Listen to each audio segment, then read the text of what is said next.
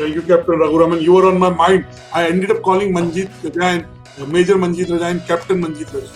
He said clearly. Oh, yeah, I heard that. And then he pointed out that he had major points where generals had only general points. Yes, I'm sure you heard that before. I've heard that one before, yeah. So this is my second conversation with you in the last 2 months. I'm honored, and I see you have a very nice sofa. It really matches. Yes, thanks a ton.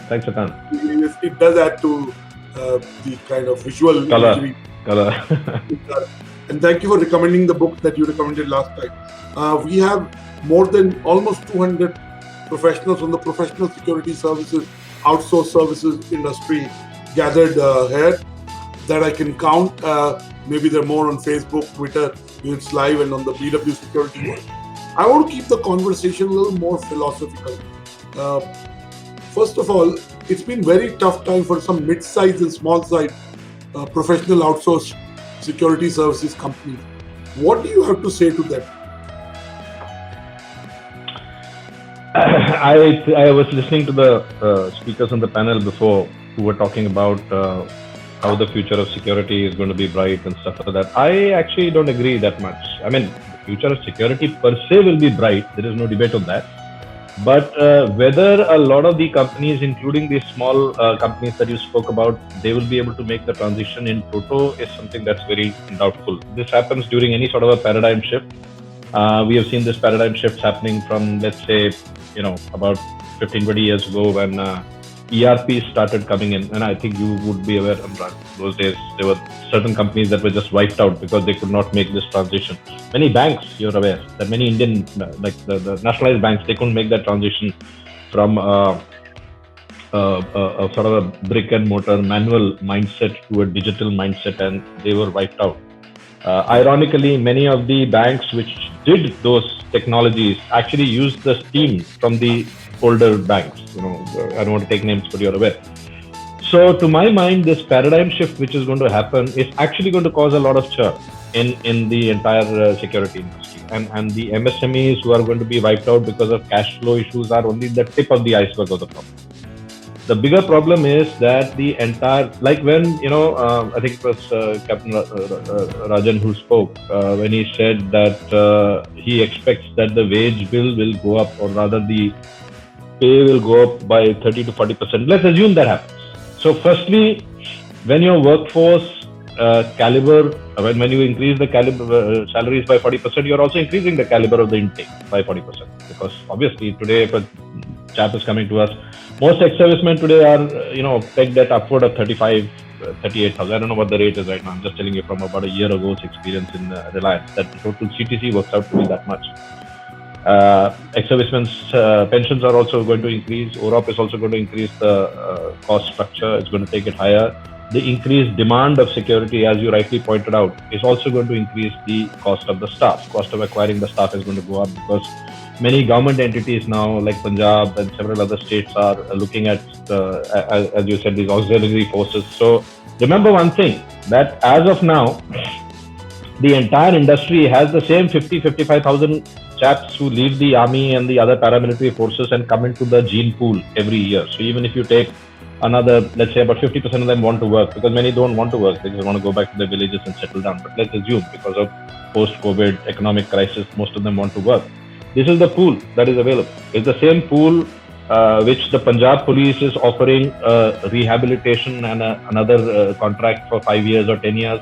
It's the same pool from where the billionaires of this country are staffing their personal security staff and all of that stuff. So the wage bill is going to increase dramatically, whereas the supply from where these troops are coming, that is not only remaining constant, it is actually reducing now. Over a period of time, the availability of those troops will reduce. So I think the private security industry has to very consciously start thinking about creating the infrastructure for training, which currently only 2 or 3 players have. And that also, I know is a large, it's a fraction of what is the kind of security expertise that is required. The second is that, like any industry, matter of fact, I used to say this in the security industry for many years, and I know many of my colleagues and friends have heard me say this before. We can call the chief security officer or whatever you want to call it. I mean, you can give them fancy titles like President Risk and Security or whatever, but essentially the person who's responsible for security, that when a screw up happens, mess up happens, पहला phone उसको जाएगा, हाँ भाई क्या हो गया, आग लग गई, पटाखा फट गया, बंदा मर गया, whatever it is. If you call that a person a CSO, Chief Security Officer, or Chief Risk Officer, he or she should belong to the C-suite, the CXO suite. Now, for a company, a mid-sized company today, let's say a 2,000, 5,000, 10,000 crore company, not mid-sized, like larger than mid-sized, you show me one person in the CXO suite who is worth, in terms of CTC, less than say about 3 to 5 crores. You want to hire a CEO, you have to pay 3 to 5 crores. You want to hire a CTO, CFO, Chief Marketing Officer, Chief HRO, Chief of HR, you will have to pay about 3 to 5 crores for a 1,000 crore company. Show me the Chief Security Officer who gets 3 to 5 crores. I can count on my left hand and still have fingers spare, now the point is you can be called a CXO, but if you are not valued at the price of a CXO, then you are being made another kind of a C. It's not the C that you are thinking of. So, to my mind, for people to actually get into that space, they need to understand the economy of the business that they are looking to protect. So when I hear somebody saying that the expenditure in the security industry will raise the economy of the country, it's a very, very shallow argument, because no country's economy can improve by spending more money on protecting its assets rather than increasing its assets. To put it very simply, let's say if a battalion of 800 soldiers is raised, that is in effect taking away 800 able-bodied men and women who are, physically fit, intellectually smart, bright, and putting them in security duties instead of putting them as doctors, engineers, accountants, drivers, electricians, carpenters, teachers who actually produce stuff. Security personnel are doing a great job in protecting, but in so far as social GDP is concerned, they are not producing in it. So any nation which starts spending more and more money on security related functions is in essence actually going to go down in its GDP, because it's spending more money in protection and comparatively more money in protection than in production. So going ahead, I think I absolutely agree with, I think I'm forgetting who said it, but that we are going to see a huge propensity towards technology. When that huge propensity towards technology happens, and this is something that I've been advocating for many years now, you will see an entire seismic shift in the CSO cadre which is existing in the industry today. And let me give this to you with a hard example. And you will correlate with it, Anurag, because some of the examples I'm going to take are from the industries that you have been watching for decades. Good old days, there wasn't a CFO. There used to be a head of accounts. Head Munim hota tha. Purane, if you go back 2 generations of Tata and Mahindra and all of that, and the older companies, Godrej's, there used to be a head Munim, a head accountant. Because the challenge of money at that point of time was there was a frugality of money, there was lack of cash, so basically dependent on borrowing and all of that. Now suddenly an era came after 91, 93 when there was profusion of funds available, and now a company actually had surplus cash. So you basically needed a CFO, a Chief Financial Officer, who was not an accountant. He was a person who knew how to deploy funds. He was not a person who was meant to be chartering the account of where the account went, bhai khata kahan gaya. He was a person, or she was a person who could deploy the funds. Very different mindset. Similarly, for a long period of time, you did not have a Chief Technology Officer. There was a GM IT, the General Manager of IT, who typically was from some IIT or engineering college and rose up the ranks and computer seekhte pahunch gaya, became the Chief of Technology, the head of IT. But when you suddenly needed technology to drive organizations like the banking industry, drive organizations like the aviation industry, drive organizations like online industries, you needed a person who understood the business. And many CTOs, by the way, you are aware of this because you ran that forum also. Many CTOs in several organizations are not engineers by profession, or even if they're engineers, they're not engineers of the computer era. maybe वो किया होगा उसने कोई industrial engineering. Even Nandan Nilekani, the programming that he did or the cards that we did our programming in punch card, they have no relevance today. So the engineering wasn't the key that got them there. It was their understanding of the business which brought them there. Matter of fact, I would still say that even as we speak right now, about 30 to 40%, maybe even more, of CTOs in this country today do not come from a technology background or come from an irrelevant technology background. They are more general managers who know how to lead people, who know how to do strategy. That's what makes them the chief technology officer. And you saw the same phenomenon happening in the CHRO space. You had earlier a head of HR, general manager HR, जो accounts, leave, sheave, manage करता था. Then that function became so specialized and so important because talent became scarce. The gene pool became small and all the companies are jumping for the same MBA students. So you needed a CHRO, so much so that an industry like IT and a company like Infosys took their chief financial officer, Mohandas Pai, and made him the CHRO. And Unilever, for example, always has the CHRO who is the head of a line business. The moral of the story here is that when tomorrow that additional spend will come into the security industry, when the pushes in the market will force us to go much more tech savvy, when tomorrow Jio will enter into the space and say, you know what, screw this bloody manpower, I am going to give you an installation in every home which will track every moment that is happening, and if the window shutters at night at an awkward time, we will have a frigging drone that will arrive into the location or whatever, or some guy in a motorcycle will arrive. And when that giant enters into this space and says, you know what, we think the security industry is big enough for us to enter, we understand technology, we are connected to everybody in this country through big cables. Security companies, even serious security, they need to take a relook of it. They need to take a look at the are they going to be able to develop strategy survival or for realignment of their business completely? I do not see.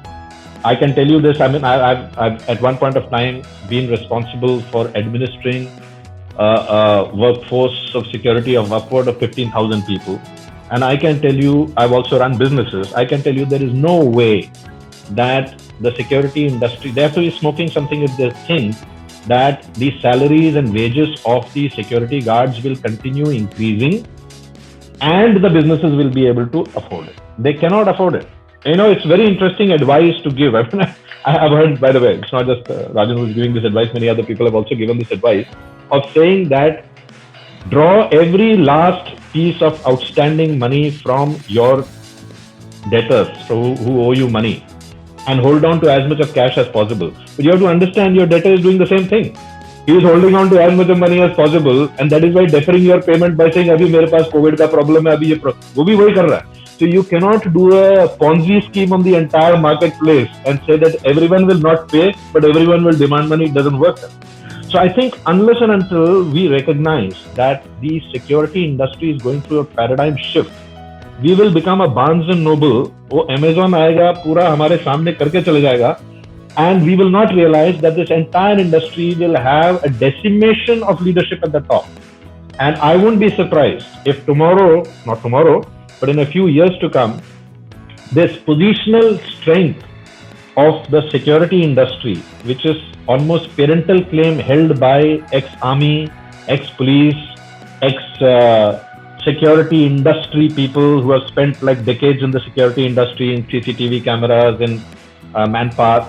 I think that entire layer needs to actually think about reinventing themselves, because if they don't reinvent themselves, the leader of the future, the security chief risk officer of the future, could be an MBA from INSEAD who has a very strong understanding of the markets, who has a very strong understanding of financial securities, and he is given charge of managing the security aspect of the company as well.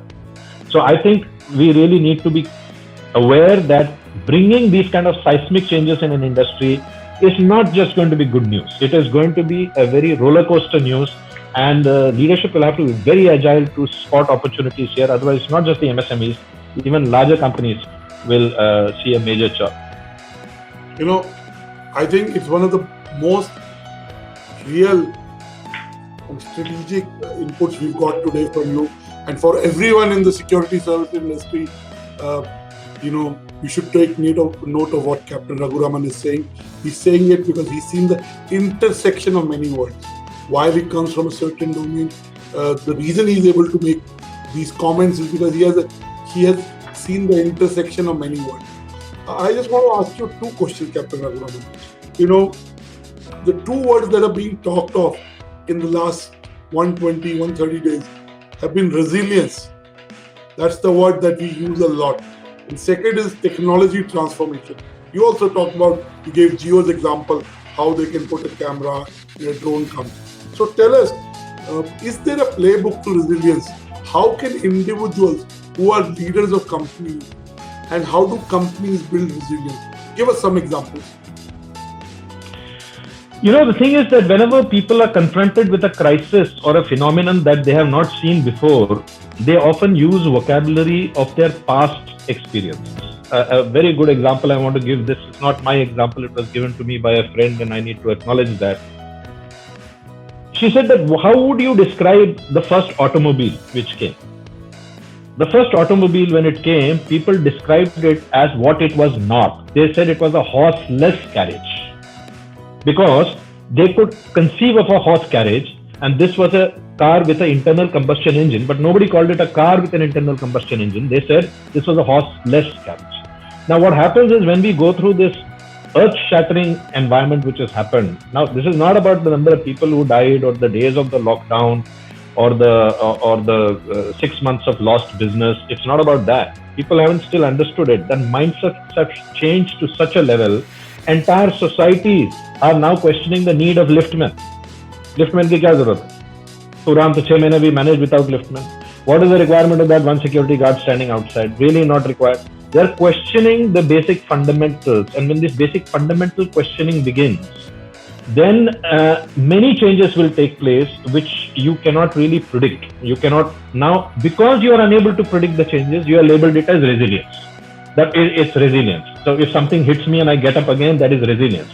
But what hit you down this time will not allow you to get up with the same vocabulary and lexicon. So here it is not resilience, it has to be adaptability. So it is not the survival of the fittest anymore. It is the survival of the most adaptable. The survival of the person who can read very quickly how the environment is changing. So let me tell you about the changes which are happening in the environment. I mean, we discussed it a few weeks ago, I remember. The changes are that a company whose name you and I had not heard of 3 months ago, aap bhi technology stream ke hain, but I'm sure you wouldn't have heard of Zoom with the kind of now omnipresence that you're hearing about it now. SteamYard definitely had not heard of. I'd heard of Skype, of course, Cisco, Telepresence, all of those companies, but not of StreamYard, or definitely this company. That Zoom today is valued more than the top 7 airlines of the world. And WeWork, a co-sharing space, which was being valued at $8 billion to 1/3 of its value at barely $3 billion in a matter of 3 to 4 months. Now, in that environment, if you keep labeling the word resilience, it's not resilience. I think people will die if they think about it. They have to think about it as adaptability. They have to say not how we will, sort of, chalo, ये tsunami खत्म हो जाएगा या ये earthquake के बाद हम लोग वापस we were doing earlier. There'll be a renewed demand of security people. Government will do money to pay salaries to BSNL. Where are they going to raise these auxiliary? Don't we read the newspapers where it says that so-and-so company or so-and-so government entity has not been paid salaries, airlines salaries being deferred and all this? The funding available for the government. Of course, they may decide that certain duties, because it staff, the cost structure may reduce slightly, but accountability won't. To understand that when we talk about these kind of ideas, we also have to understand that we are license is still not authorized. I mean, it's not like the US where you can have private consequences are very different. So when we look at all of these aspects, it's about going back to the building block, going to first principles and starting from there. It is not saying कि मेरे पास कौन से I've been playing this game earlier. Now I want to play this game because of the adapted environment. I think basics and say, what are my core skills? What are my core competencies? I like that idea of auxiliary service which starts managing jails, not of their own country, but of other countries. There's a university, you and I know the name. I don't want to name it because of other reasons in this forum. That university basically realized that they were managing one of the largest hostel campuses in Asia, and just transformed one of their businesses to managing hostel campuses. So the university has, which is the education business, and an auxiliary business in which they basically manage the camp. I'm surprised, actually surprised, why the companies which today have manpower and security of thousands didn't realize that they should shift to delivery during the COVID era. Didn't realize that they could actually now become much more mobile, because if ATMs don't have to be guarded that much, transfers don't have to happen, some other transfer needed to happen, whatever that could be. So I think that nimbleness, companies will have to change their mindsets to look at how they will leverage this new business opportunities, which generates funds, not which consumes funds. I'm sure security will become a major concern when the distance between haves and have-nots increases. And that may be a very good news in a very short-term myopic view. But in any society where the difference between haves and have-nots continuously increases, it's not good news for any business. So, how may companies who are in the security business actually look to diffusing the crisis between haves and have-nots? Those are the kind of ideas that the job of a head of risk is to reduce risk. The job is not to create more higher walls and more higher barbed wire. It is to proactively reduce risk. I'll give you an example which I think is a very close example to me. There is a facility in Reliance called Shahdoll, which is based in Madhya Pradesh. And I think it was the first time that an experiment was forced upon the organization, because Shahdoll, unlike many of the other facilities, does not permit a wall to be built around your assets, because it's not like a Jamnagar plant, or it's not like a Godrej plant where you can build a wall around it. This is penny packets of land over thousands of acres which you have to protect. There is no way to protect it without taking the local community in conjunction with us, with participating with them, giving them a stake in the success, giving them opportunity in the factories over there, giving them better education, healthcare, involving them. Only then we could function, and the functioning was amazing. The cost spent per security, per unit of security in that place is 1/5 or 1/6. Now, if that is the format that the government decides to follow, where is the room for manpower? Manpower is actually going to reduce. So I think we have to, that's why I'm saying that when we talk about resilience, I'll tell you what is happening right now. Very simple way to describe it.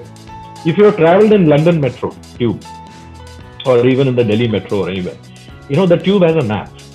Now that map is excellent for navigating within the tube. But if you take that map and go outside the tube, that map has no relevance. The stations aren't next to each other like it shows on the map. It has no, they are not in one single line. So a map which is very good for navigating the pre-COVID world is completely useless when we try to navigate the post-COVID world or the post-paradigm world.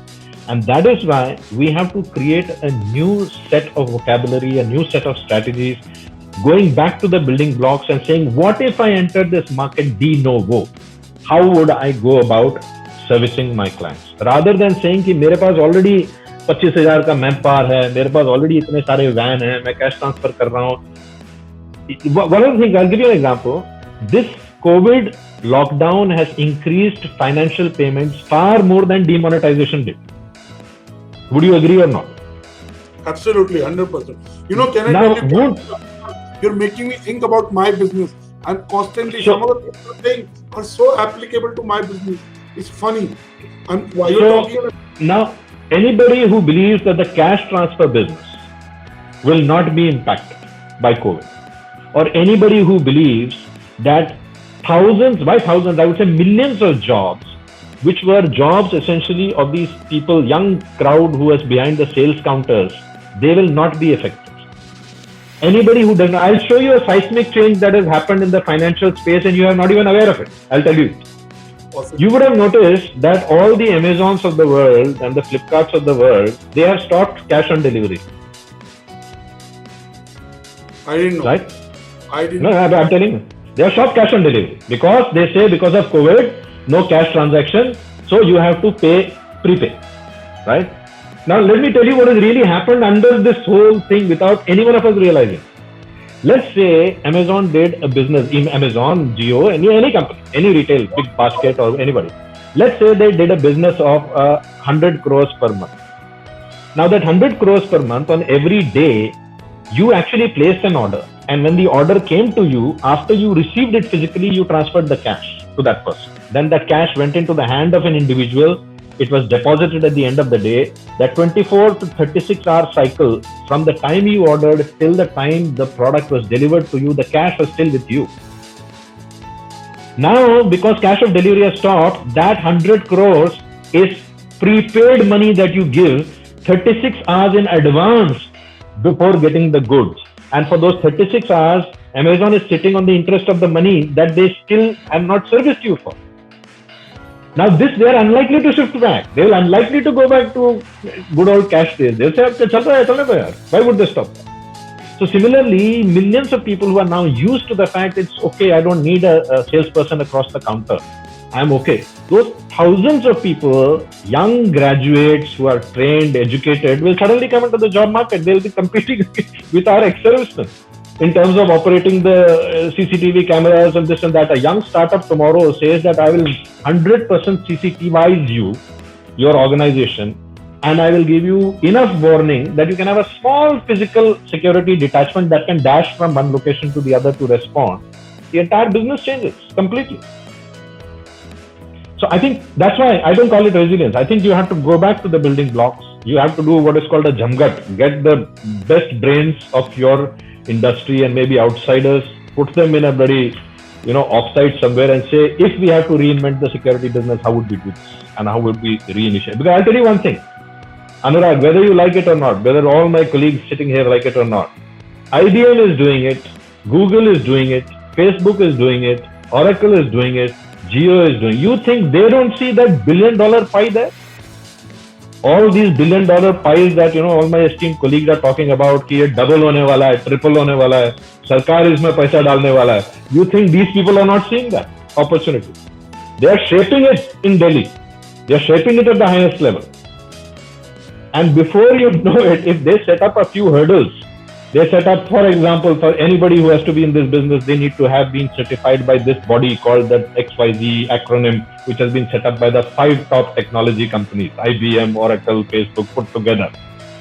Where does that leave, Starlight Security Services, which is providing security to, where does that company go? So I think we have to go back to the building block. So that's why we got Captain Raghuraman. He's been very kind enough to join. I hope he gave you something to think about. He gave you a contrarian and a real view. And dare I say, he's a little ahead of the curve because he's outside the business. Some of the leaders who are pioneers, who may have created businesses, are inside the business. And that sometimes limits the capacity to see beyond what's happening. So thank you, Captain Raghuraman, for being so thought-provoking, if I may use the word. And you're right, it is the most adaptable that will survive. And I hope today's inputs for the last 35 minutes that you've given us help the players in the security services, outsourced professional services industry survive. I have one last point, Anurag, I want to make. I want to use your forum. One last point, if I have the time for it. Just 30 seconds. Absolutely. I would urge one area where I think the security leaders can make a huge difference right now. Huge difference. And I think they can make their mark in that space. And this is an area that lends themselves to reinventing their own services in a very different way. There is ample evidence to show that mental health is going to be one of the biggest challenges post-COVID. It was already there before COVID. Before COVID, already 1 in 6, 1 in 4, 1 in 5, depending on which age group you looked at, was suffering clinically from depression or clinically from mental sickness.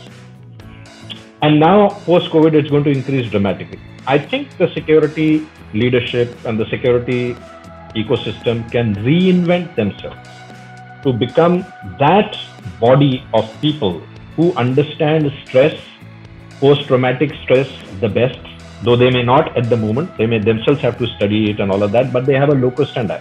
They have a locus standi to stand in front of a team of people and preach isolation to them. They have a locus standi to say that, listen, even if you are secluded for 3 months at a go, I mean, we have done it in Siachen, someone else has done it. They have a locus standi to say it, and therefore they can occupy the space of addressing one of the biggest risks to organization, which is the risk of mental health. Now, they may not be medically, qualified for it, but medical qualification is not required for mental health, because it's never your brain that is broken. It is your life that is broken. It's the environment that is broken. And since most of us people who have been in the security profession have been used to operating in broken environments, I think we have a locus standi to reinvent ourselves, to strengthen the companies by we can discuss this separately offline, or we can do another session for it, where we can implement certain elements which address mental security, mental health and resilience, essentially the people whom we service in the companies, and thereby reclaim relevance back to say that we are addressing one of the biggest risks to our organization, which is mental health and disengagement, which happens because of mental health. And therefore, we are contributing to the efficiency of the organization, and we are earning our keep. We are not earning our keep by protecting some tuft of hubcaps or boxes out of our stores. We are contributing by actually increasing the efficiency of our workforce. Thanks a ton, Anurag. Thank you so much. It's been I have done about 108 sessions till today in the last 120 days. This is my second. It was fascinating. I'll definitely take you up your offer to do a conversation. There are two audience questions, but one is from Dr. Tapan Chakrabarti, training facilities in India, how are security persons trained? Second is from Captain Japreet Joshi. What is the one skill that which can bring a CSO, a Chief Security Officer, at par with the CFO of an organization? Quick response to this one before you go. How can I think there is enough documentation on training. I don't want to spend more time on that. You are aware of it. I mean, one Google search will reveal to you what the training is. Most of our is basically we are riding on the training of the forces and ex-services people who come. And there are, of course, a few institutions which have been set up.